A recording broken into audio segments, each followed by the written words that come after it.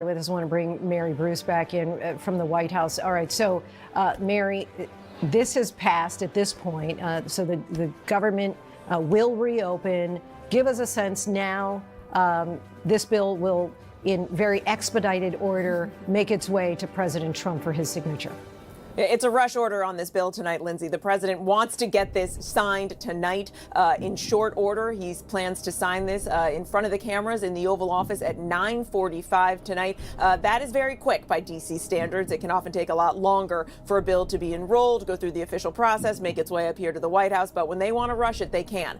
And that is what the president plans to do tonight. And that is so the government can reopen tomorrow. And as we were discussing, workers have been told that they need to be back at work tomorrow morning, ending the longest government shutdown in U.S. history.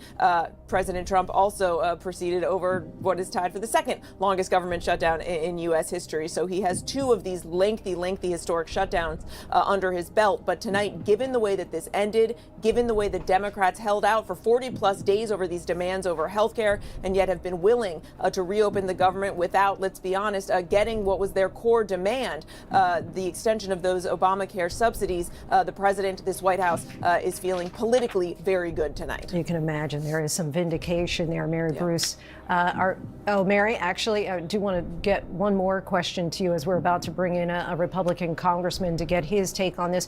But your thoughts on we heard from the Speaker of the House, Mike Johnson, earlier talking about how he was upset about that last minute I guess we could call it a provision that Senate Republicans slipped into this bill.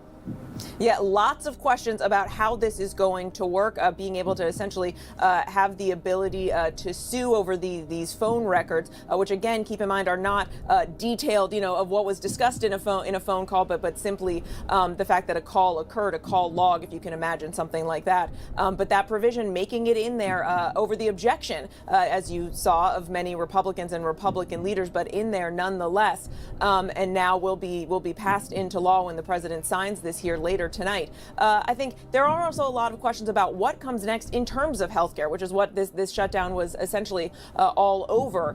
Democrats do feel that even though they eventually agreed to go ahead and compromise and end this shutdown, that they at least elevated the issue. But that doesn't change the fact that healthcare costs are about to skyrocket for millions of Americans. And the president in this White House knows that that is a challenge as well. The question is, what exactly is he going to do about it? And the president has said that he wants to see a new approach to healthcare. He's floated this idea that the administration would directly pay Americans to cover their healthcare costs. The president still has not put forth a meaty healthcare proposal. We, of course, remember on the campaign trail, he famously said he has concepts of a plan.